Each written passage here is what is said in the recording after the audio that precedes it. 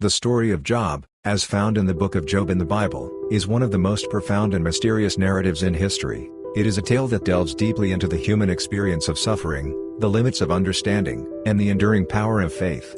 Job's journey is not just about trials and tribulations, it's about how a person can maintain integrity and trust in the face of overwhelming adversity. Job lived in the land of Uz, a place of peace and prosperity. He was known as a man of impeccable character, blameless and upright, as the Bible describes him.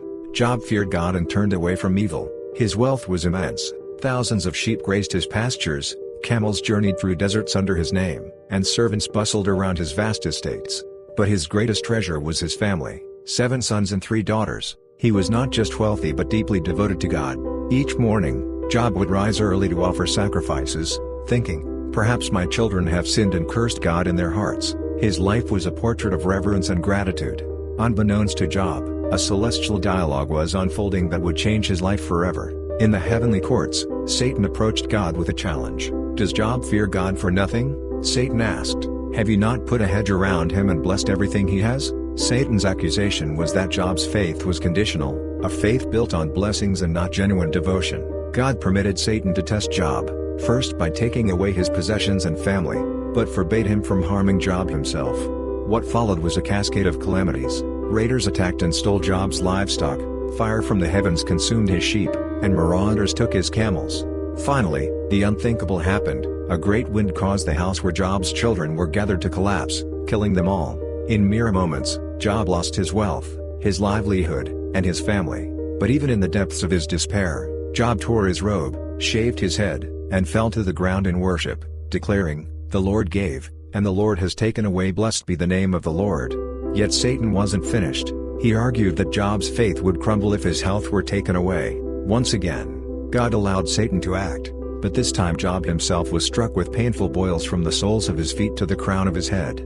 Job sat among ashes, scraping his sores with a piece of broken pottery. His wife, overcome with grief, urged him to curse God and die, but Job's reply was steadfast. "Shall we accept good from God and not trouble?"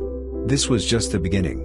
3 of Job's friends, Eliphaz, Bildad, and Zophar, came to visit, intending to comfort him. For 7 days, they sat silently, sharing his sorrow. But when they began to speak, their words added to Job's anguish. They accused him of wrongdoing, insisting that his suffering must be divine punishment for sin.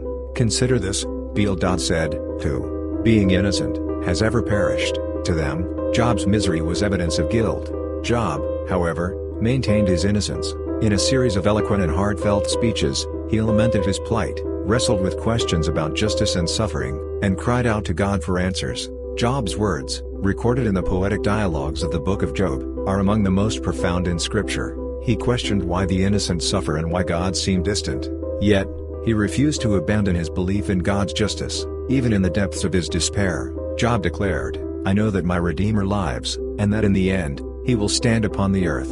Eventually, a 4th voice emerged: Elihu, a younger man who had been listening silently. He rebuked both Job and his friends, arguing that suffering might not always be punishment but could serve a greater purpose, such as refining character or teaching dependence on God. Finally, God spoke to Job, not with direct answers but through a series of questions. Out of the whirlwind, God asked, "Where were you when I laid the earth's foundation? Tell me if you understand." God described the majesty of his creation, the stars, the seas, the creatures of the earth. These questions weren't meant to belittle Job but to reveal the vastness of divine wisdom compared to human understanding. Overwhelmed by God's greatness, Job responded, "Surely I spoke of things I did not understand, things too wonderful for me to know." In the end, God vindicated Job, declaring that his friends had misrepresented him. Job's fortunes were restored, he was given double his previous wealth, new sons and daughters were born, and he lived a long life filled with blessings. Job's story offers timeless lessons about the nature of faith, the mystery of suffering, and the importance of humility before the Creator. It reminds us that life's trials are not always punishments but can serve to deepen our character and reliance on God. What do you think about Job's story?